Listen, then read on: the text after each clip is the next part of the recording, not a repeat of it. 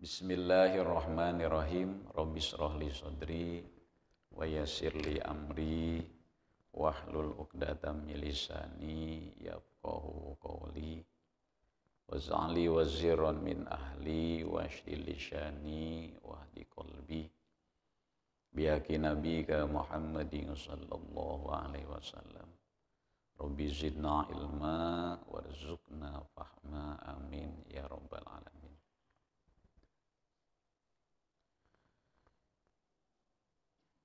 Bismillahirrahmanirrahim.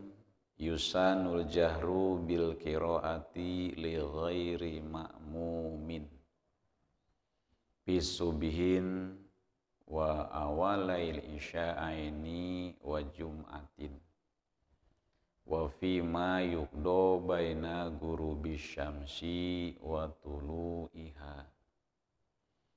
Yusanu den sunahaken al jahru opong deng bil qiraati kalawan babacaan li ghairi ma'mumin kadue salian makmum fi subhin ing dalem salat subuh wa awalail isya'aini lan awal isya loro wa jum'atin lan salat Jumat wa fi ma yukdo lan ing dalem barang kang den kodoni ya ma baina gurubi syamsi ing dalem antarane surupe sarengenge wa tuluiha lan muncule ya syams wa fil aida ini lan ing dalem aid loro salat aid loro. Ngerti Ibu? Ngerti ya? Insyaallah ya. Kita belajar bahasa Jawi ya. Menjawi ini Jawi apa nih ya. Yusanul jahru bil qiraati li ghairi ma'mumin. Jadi kita masih menerangkan tentang kesunahan-kesunahan salat ya. Yang disebut dengan nawafil. Kesunahan sholat itu disebut dengan nawafil. Nawafil itu adalah keuntungan buat kita. Jadi kalau sholatnya ingin dapat untung, ya, lebih dari modal, maka kita laksanakan sunnah, ya, yaitu nawafil. Karena di dalam syarat sahnya sholat itu, kita harus menekankan yang wajib itu wajib ya. Harus menekankan yang wajib itu wajib. Kalau kita menekatkan yang wajib itu sunnah, maka batallah sholat kita. Terkecuali yang sunnah kita tingkatkan wajib, itu tidak batal ya. Sunnah kita iktiqodkan wajib, di dalam sholat itu tidak batal. Yang batal itu apabila wajib kita tekadkan sunnah. Nah itu batal sholatnya. Ya. Nah di dalam kesunahan yusanul jahru bil qiraati li ghairi ma'mumin bi subhin wa awalail isya'in. Disunahkan membaca bil qiraah, membaca Fatihah dan membaca surat. Disunahkan membaca Fatihah dan surat li ghairi ma'mumin bagi selain makmum di dalam sholat subuh disunahkan yaitu al-jahru, dikeraskan suaranya. Ya. Jangan terlalu keras, ya. Ukuran saja. Ukuran yang penting kedengar oleh si makmum. Wa awalal isya'aini dan awal isya dua. Awal isya dua itu adalah sholat maghrib dan sholat isya. Ya. Nah di antara waktu maghrib dan isya ini kita gunakan khusus untuk amaliyah akhirat. Ya. Seperti mendidik anak. Ya. Karena kita punya anak nih atau cucu. Itu ajarkanlah anak kita di waktu yang diberkahkan. Ya. Waktu di antara waktu yang diberkahkan itu adalah bainal isya'ain, antara dua isya. antara maghrib dan isya. Jadi nanti kalau anak kita ya, atau cucu kita di waktu maghrib kebiasaan pegang HP atau hidupkan TV, matikan. Ya. Kita biasakan, yaitu ajarkan anak itu tentang ilmu agama. Biasanya kalau sore ba'da asar ngaji, misalkan di TPA atau di masjid. Nah, kita sebagai orang tua peran penting itu didik anak di waktu bainal isya'ain. Karena teringat saya dulu di kampung itu, ngaji itu ba'da maghrib itu sudah rame. Ya, ngaji Quran, hafalan gitu ya.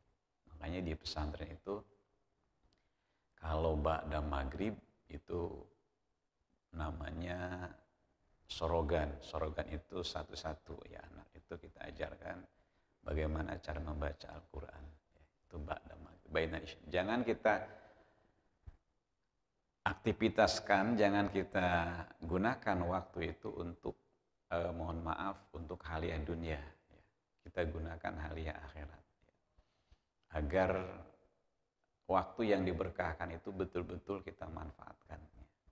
Bahkan di dalam sholat pun ya, ba'da maghrib sampai nyambung ke isya ya. Ya kalau misalnya ibu-ibu nggak ada kegiatan ngajar, misalkan cucunya, anaknya, ya banyakkan baca Quran ya, banyakkan baca surat Al-Ikhlas. Manfaatnya supaya kita diberikan keikhlasan ya. Tuh Al-Ikhlas, diberikan kekuatan iman kita. Bacakan surat Al-Ikhlas ya. Ya, niatkan kita untuk at-taqoh kubro ya. Niatkan untuk at-taqoh kubro, baca surat Al-Ikhlas. Karena at-taqoh itu ada dua, sugro, kubro. Kalau kubro itu baca surat Al-Ikhlas itu 100.000 ya, seumur hidup. Tapi kalau sugro, la ilaha illallah Muhammadur Rasulullah 70.000 ya. Niatkan kita yuk ya, untuk at-taqoh diri kita ya. Kadang-kadang at-taqohin orang, diri sendiri belum ya. Karena ini amaliyah yang nanti akan menghantarkan kita menghadap Allah Subhanahu wa ta'ala. Manfaat dan hikmah surat Al-Ikhlas itu banyak ya. Pertama, kita akan diberikan kekuatan iman kita ya. Diberikan keyakinan ya. Kita bisa ikhlas di dalam beramal. Karena tanpa ikhlas di dalam beramal, maka kosong amaliyah kita. Bisa kita membaca, faham kita tentang ibadah. Kemudian harus kita lakukan. Karena kalau kita faham ibadah, tahu sholat, wudhu, kalau enggak kita lakonin, ya enggak bakal jadi buah gitu kan. Nah setelah kita amalkan, butuh kita ikhlas. Ibarat ikhlas itu adalah air di dalam tanaman. Jadi apabila kita menanam singkong, jagung atau apa saja tanaman, itu kebun ya. Kebun itu, tanaman itu ibaratkan ilmu ya. Kita tanam kebun itu, kita tanam, kita urus, itu ibaratkan amal ya. Kita cangkul kebun itu, kita tanamin singkong. Nah setelah kita cangkul, tanamin singkong, kemudian kita siram dengan air. Nah air itu ibaratkan ikhlas di dalam beramal ya. Maka butuh keikhlasan. Untuk sampai keikhlasan itu, amalun li ajillah, satu amal karena Allah ya. Jadi kalau bukan kewajiban saya, tugas saya ya, saya di bel sama Kak Haji itu malam ya, sudah mau tidur di bel beliau. Sampai saya lupa gitu kan. Bangun tadi kesiangan jam 4. Kalau saya bangun jam 4 kan saya harus bangunkan anak-anak dulu ya. Karena pagi ini kegiatannya yaitu hafalan anak-anak. Ya, saya bangunkan, ustadznya saya bangunkan. Berangkat dari rumah 4:30. Kira saya kesiangan gitu. Alhamdulillah ya. Dengan izin Allah ke sini belum azan ya. Ternyata kalau ngebut sebentar ke sini ya. Paling 10 menit lah insyaallah ya. Jadi itu ya, kesunahan di dalam sholat adalah jahru. Jahru itu keraskan bacaan di dalam sholat. Ya. Bacaan yang wajib seperti Fatihah dan bacaan surat. Ya. Surat itu diikhtilafkan wajibnya, gitu kan. Ada yang menghukumi sunnah wajib, maka dimakruhkan untuk meninggalkan surat. Ya. Li ghairi makmumin, bagi selain makmum berarti imam. Fi subhin, di dalam sholat subuh, berarti sholat subuh harus dijaharkan.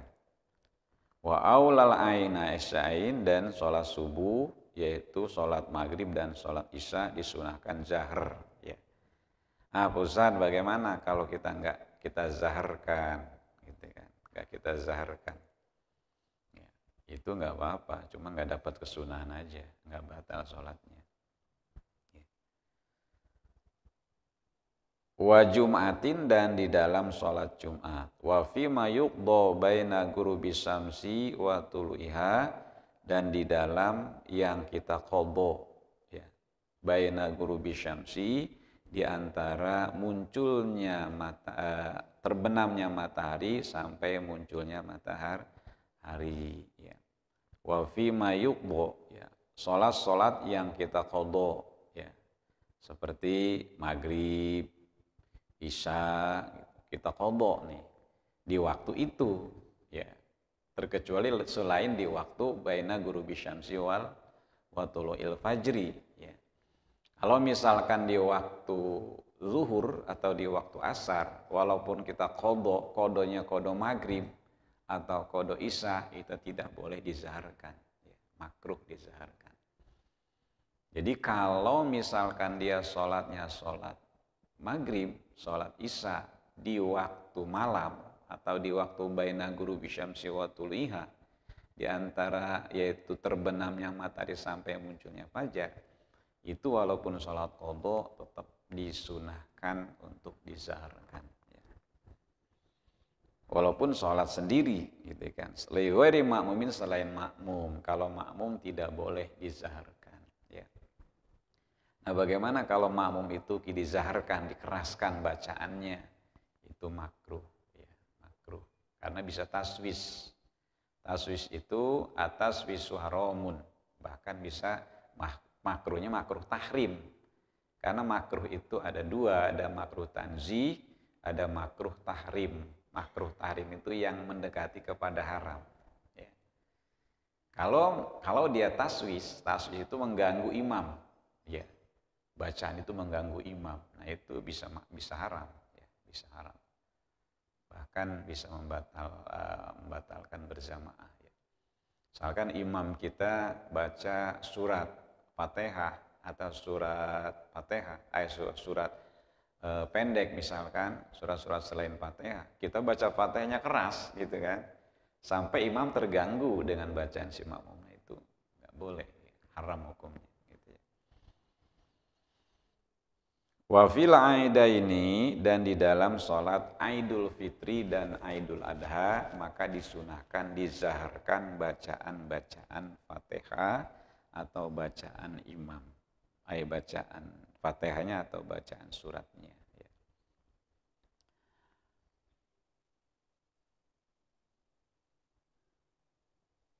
Wa tarawehi, dan sholat taraweh, wa witrin romdona, dan sholat witir di bulan Ramadan, wa husufil qamar, sholat gerhana bulan, wa yukrahu lil ma'mil jahru linahi, yang bagi si makmum itu dimakruhkan, ya, untuk dizaharkan, khusus untuk bagi si makmum, ya. Wala yajharu musalli wa ghairuhu insawasa ala nahwi naimin aw musallin bayukrohu kama fil mazmu'i wa bahasa ba'na fil jahri bil qur'anin al ghairi bi hadratil musalla mutlaqon, ya. Jadi wala yajharu, tidak boleh kita keraskan, musolli, orang yang sholat, wa ghair, atau orang yang selain sholat, insawasa, apabila mengganggu ala nahwi naimin, atas orang yang tidur, ya. Jadi kalau ada orang yang tidur, au musallin, atau orang yang sholat, ya, itu dimakruhkan dizaharkan. Orang yang tidurnya itu bukan di masjid, gitu ya. Kalau di masjid mah nggak boleh, ya, kita tidur di masjid, gitu ya. Kalau lagi waktu sholat gitu kan, nggak boleh. Nggak bolehnya kenapa? Karena takut ngences. Ya. Di masjid kita tidur ngences. Karena ences itu bisa dua, hukum ences, hukum acah ya. Liur, air liur itu bisa dua, bisa najis dan bisa tidak najis. Yang najis itu adalah air liur yang bau, ya, yang keluarnya dari perut. Ya. Suka ada kita bangun tidur tuh ya, suka ada dahdir ya, kata orang Banten mah dahdir ya gitu ya. Dahdir itu ya air liur. Nah itu baunya ya seperti kayak orang busuk. Ya. Itu keluarnya biasanya dari perut keluarnya, karena naik dia, naik keluar sampai ngeces. Nah itu najis.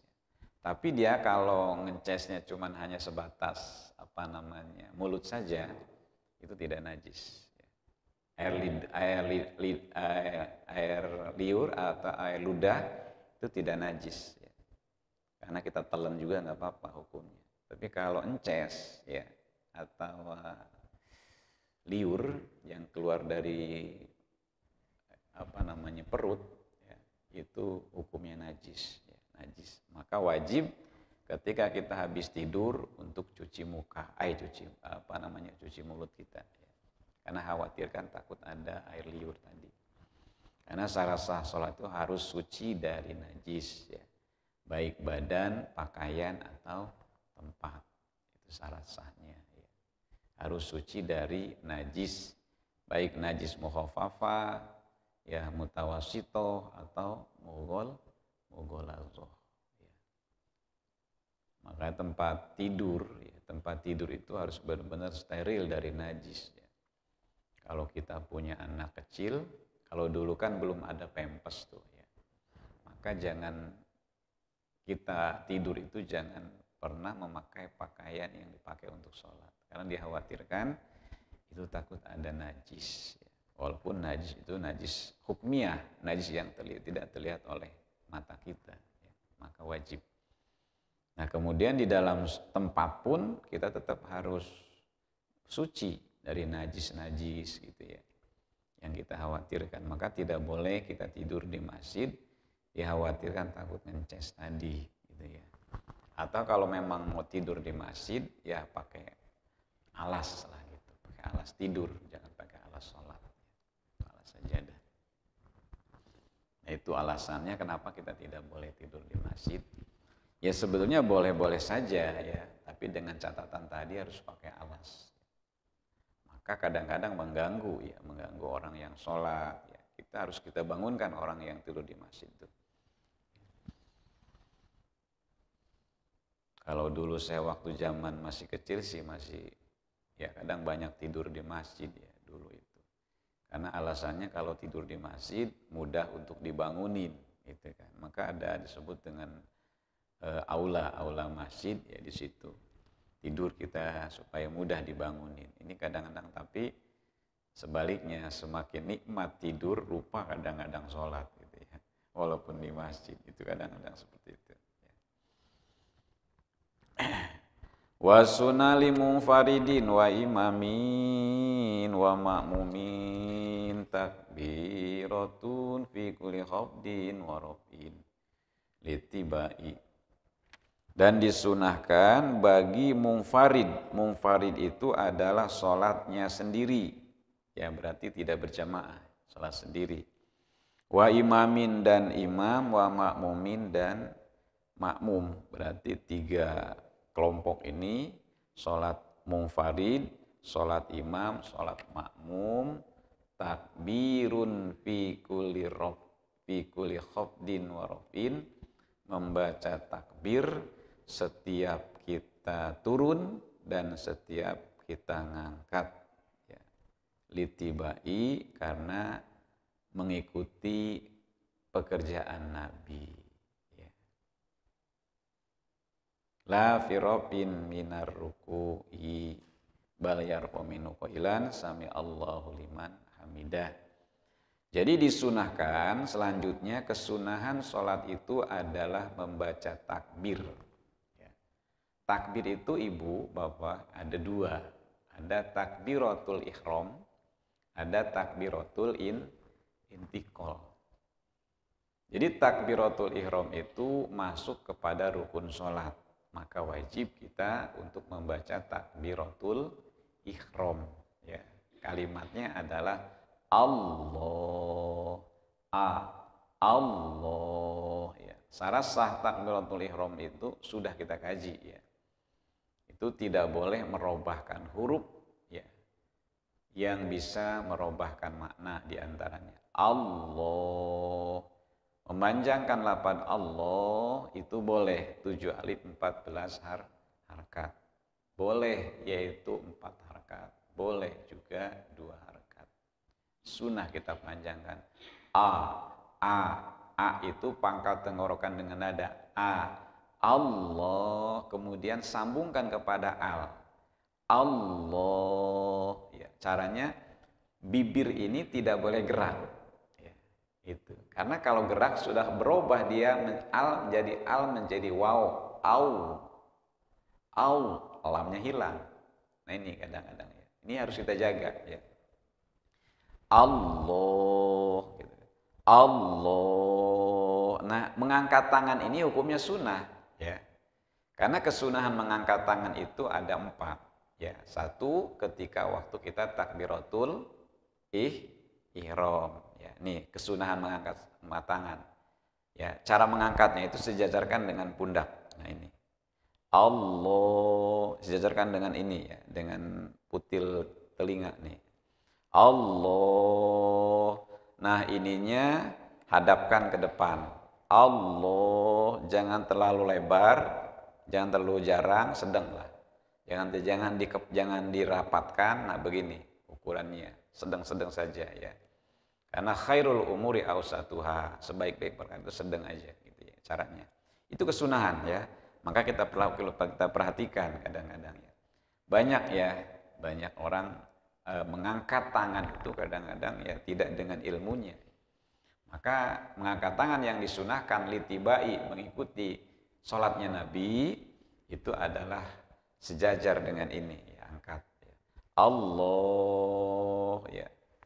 Kalau bagi laki-laki agak dibuka keteknya, kalau perempuan agak dirapatkan. Allah, itu bedanya laki-laki dengan perempuan. Allah, itu di dalam takbiratul ihram. Panjangkan lafaz Allah, lamnya itu 7 alif 14 rakaat, boleh. Sambil menghadirkan dalam hati qasdul fi'li, ta'arud dan ta'yin. Qasdul fi'li itu adalah niat saya sholat. Ta'arud, sholatnya apa nih? Fardu atau sunnah. Hadirkan dalam hati ketika kita membaca lafaz Allah. Ya. Allah. Gitu. Hadirkan yaitu ta'arudnya, fardunya, niat saya sholat fardu. Ya. Ta'yin itu nama sholatnya. Tentukan apakah sholat subuh, sholat isya, sholat maghrib, sholat asar, gitu, atau sholat zuhur. Ya. Hadirkan dalam hati. 3 hal ini hadirkan di dalam hati, maka sah sholatnya. Menurut syarat-syaratnya, gitu kan. Karena syarat rukun termasuk syaratnya, yaitu kita di dalam takbiratul ihram, itu termasuk rukun sholat itu niat. Berdasarkan hadis Nabi, innamal a'malu biniyat. Sahnya amal itu adalah dengan sebab niat. Gitu kan. Cuman di situ ya ada 2 pendapat ulama, ada al-lisihah, ada alil kamal, ya. Al-lisihah itu khusus untuk ibadah mahdhah, ya, seperti sholat, itu harus niat. Harus sahnya amal itu dengan sebab niat. Nah, tempat niat itu ya itu adalah makrunatan bi fi'lih, dibarengkan dengan pekerjaan kita. Pekerjaan sholat kita adalah berdiri ya. Itu ketika kita mengangkat tangan, Allah membaca takbiratul ihram. Maka takbiratul ihram itu hukumnya wajib ya. Dan membaca takbiratul ihram, awas jangan robah hurufnya. Allah, jangan Allah, ya. Allah. Ustaz, bagaimana kalau baca lafaz? Berarti dia menambah waw ketika membaca lafaz Allah. Jadi kalau berubah nih, bibir kita berubah Allah. Nah, itu robah hurufnya. Berarti kalau sudah robah hurufnya ya batal baca takbiratul ihramnya. Maka syarat menjadi imam ya itu harus fasihah ya. Allah, lam, alif dia itu. Allah, kaitkan. Kalau dulu mas saya ngaji itu ya, itu pertama ngaji saya sama ibu saya ya, ngaji itu. Itu baca Allah itu saya sampai dipantogin ke tiang gitu ya. Cedur, jendal amat sih yang ngaji. Gitu ya, insyaallah gitu ya dulu mah. Kalau anak sekarang mah dicedurin palanya mah sekarang mah nggak mau ngaji lagi sekarang. Anak sekarang aja. Kalau anak dulu mah subhanallah ya diajarinya itu, disiapin rotan itu kan. Iya. Salah satu huruf aja sprat aja, waduh. Makanya udah waktu maghrib itu udah gemeter udah waktu maghrib itu. Jadi saya diajarkan sama emak ya. Karena guru yang paling utama itu adalah orang tua, ibu ya. Deket hatinya. Maka ibu kalau punya anak jangan kita mengandalkan guru ngajinya gitu ya. Kita punya anak ini di rumah ajarin. Nah, waktu kita ngajarkan itu di waktu mubarokah. Waktu mubarok itu di waktu maghrib dan isya. Itu waktu mubarokah. Karena suksesnya anak itu ya sebetulnya kita orang tuanya ya, untuk dasar.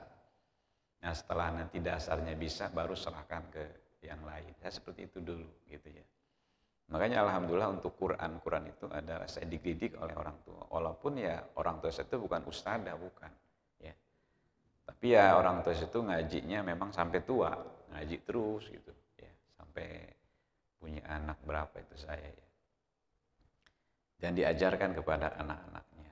Sampai sekarang alhamdulillah manfaat itu oleh orang tua. Ya orang tua ya guru gitu ya. Subhanallah ya. Mudah-mudahan ilmunya tetap terus mengalir ya, manfaat. Jadi kesunahan di dalam takbiratul ihram. Jadi kesunahan mengangkat tangan itu satu dalam takbiratul ihram. Fi kulli khafdin wa raf'in ya. Setiap turun dan bangun. Nah, kalau takbir yang kedua adalah takbir intikal. Takbir intikal itu adalah takbir sunnah. Walaupun kita nggak baca takbir, itu nggak apa-apa. Ya, tapi kita nggak dapat kesunahan gitu ya. Jadi sayang kalau nggak kita baca gitu ya, takbir intikal. Takbir intikal itu adalah ketika kita turun melaksanakan ruku. Ya, setelah baca surat Allah, baca Allah, turun ya. Tuh. Kemudian la raf'in min kulli min ruku'in, tidak disunahkan ya fi raf'in dalam mengangkat min ruku'in di dalam ruku bar yarfa'u minhu, akan tetapi yaitu tidak disunahkan membaca takbir di dalam bangun dari ruku. Di itidal berarti itidal itu al-aud ya, ba'da ruku, bangun setelah ruku ya. Ruku itu itidal namanya. Di dalam itidal itu ada namanya tumaninah. Nah, ruku tumaninah. Tumanina itu ukuran baca subhana rabbiyal azimi wa bihamdi, minimal 1 kali ya, sedangnya 3 kali, maksimalnya 11 kali. Kalau kita sholat lagi buru-buru ibu, boleh baca subhana rabbiyal azimi 1 kali.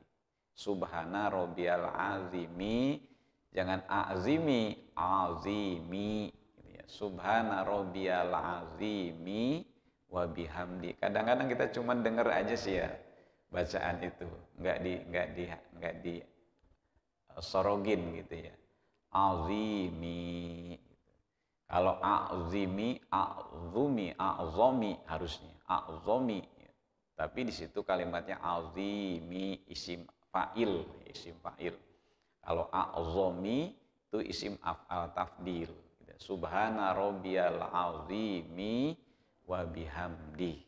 Maha suci zat Allah Rabbiyal Azimi yang maha agung, wa bihamdi, dan memuji saya kepada Allah, wa bihamdi, dan dengan pujinya Allah Subhanahu wa taala, gitu kan. Nah, minar ruku, kita ruku gitu ya. Nah, itu. Nah, ruku, bangun dari ruku, baca subhana rabbiyal azimi, baca sami Allahu liman hamidah. Apa makna sami Allahu liman hamidah? Sami Allahu liman hamidah, semoga Allah menerima liman, orang yang memuji kepada Allah. Semoga Allah menerima pujinya orang yang memuji kepada Allah. Nah, sejarahnya itu sami Allahu liman hamidah, ya, di mana Sayyidina Ali karamallahu wajhah ketika mau ke masjid, beliau, ya, itu di depan beliau itu ada orang tua, kakek-kakek, jalannya santai, udah jam 5-nya santai jalannya. Mana jauh dari Welaga ke sini kan, jalan kaki gitu kan. Sayyidina Ali jalan ke masjid. Nggak mau ngeduluin itu Sayyidina Ali. Karena apa? Takdiman, mengagungkan orang tua. Nah, ini pendidikan buat kita. Bahwa orang yang lebih tua nggak boleh kita salib. Ya, nggak boleh kita salib jalannya. Kalau kita buru-buru, ya izin, Pak, saya duluan. Nah, itu adab, Pak, saya duluan, gitu kan. Makanya nih, saya juga sama dulu ya, waktu saya belum bawa mobil, kawan saya itu sudah gagal bawa Avanza waktu itu. Dia nggak mau salip saya karena saya pakai sarung. Saya nggak mau nyalip Ustaz katanya, karena Ustaz bawa motor katanya. Kurang ajar lu katanya. Karena Ustaz lebih tua katanya. Nah, begitu juga nih ya. Depan saya itu ada mobil tua ya, mobil Kijang tuh. Ya. Itu adab lalu lintas sebetulnya. Mobil tua nih. Kita mau nyalip, kita kan harus sen dulu. Sen kanan dulu kan.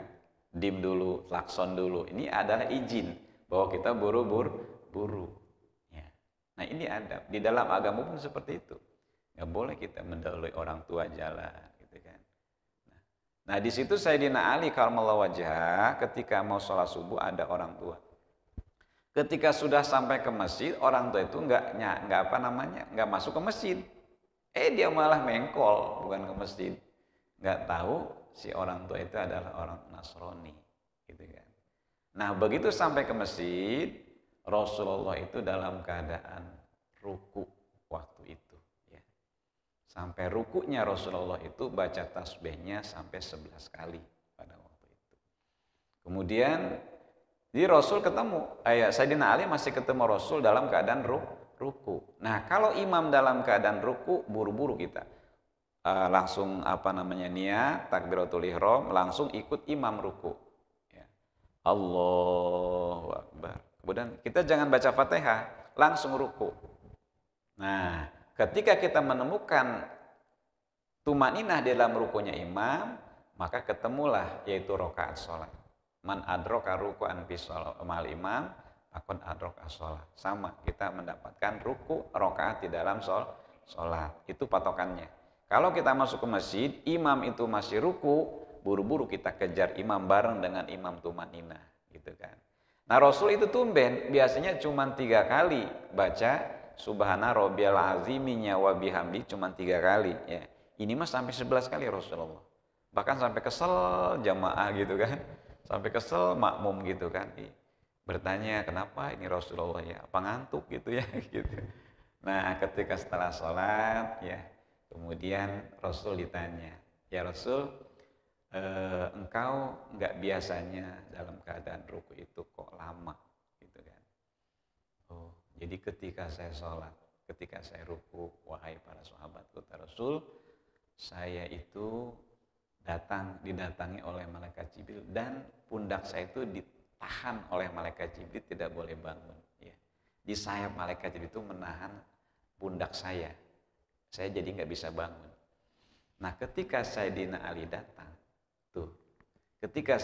datang, barulah dilepaskan, baru saya bisa melaksanakan i'tidal pada waktu itu. Maka Rasul membaca Sami Allahu liman hamidah. Semoga Allah menerima orang yang memuji kepada Allah. Seperti Sayyidina Ali, dia menghargai. Kenapa? Karena Sayyidina Ali menghargai orang tua untuk tidak dulu jalan, untuk tidak mendahului jalannya orang tua. Maka dipuji oleh Allah Subhanahu wa ta'ala. Disampaikanlah kepada Rasul, dibacalah oleh Rasul di dalam sholat. Maka sunnah kita membaca Sami Allahu liman hamidah.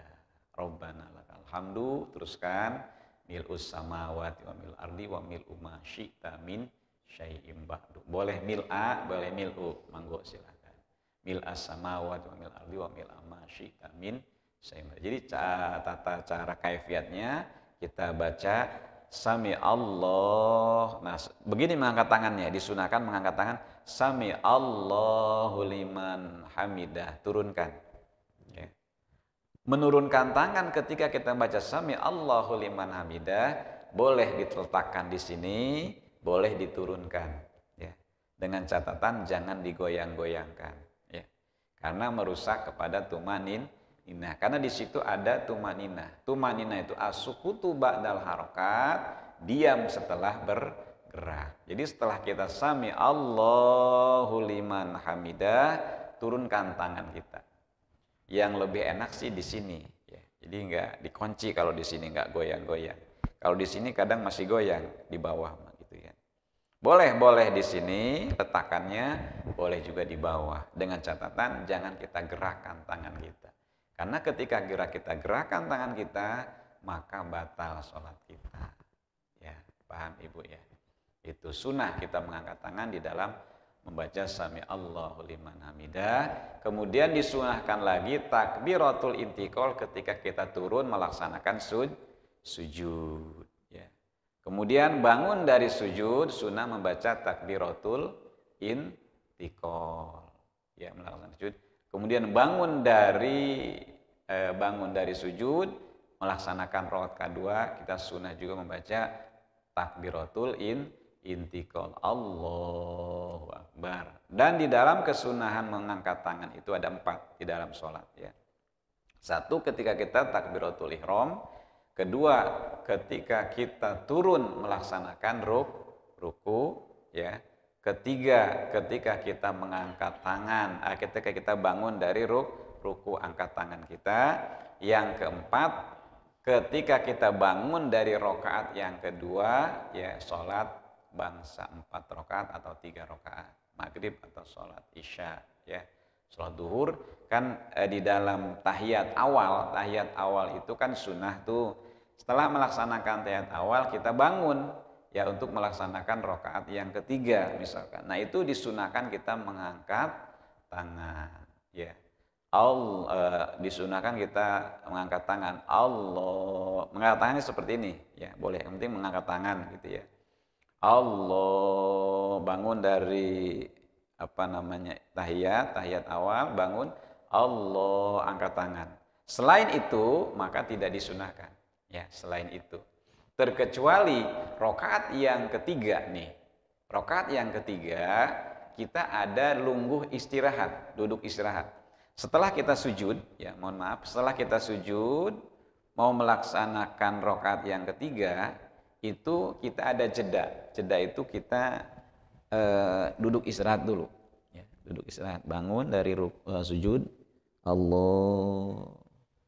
Jeda dulu, jangan langsung.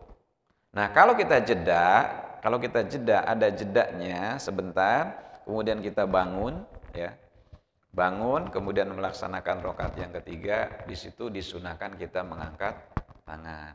Tapi kalau kita nggak ada jeda, misalkan dari sujud Allah, langsung kita melaksanakan rakaat yang ketiga. Nah ini kita tidak disunahkan mengangkat tangan, ini tambahannya, ya. Paham Ibu ya? Paham tidak? Kalau nggak paham, ya sayanya yang nggak bisa nyampeinnya biasanya.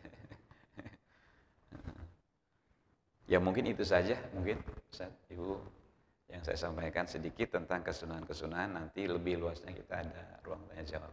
Monggo silakan itu saja. Dan sampaikan kurang lebih saya mohon maaf. Wabillahi taufiq hidayah. Assalamualaikum warahmatullahi wabarakatuh.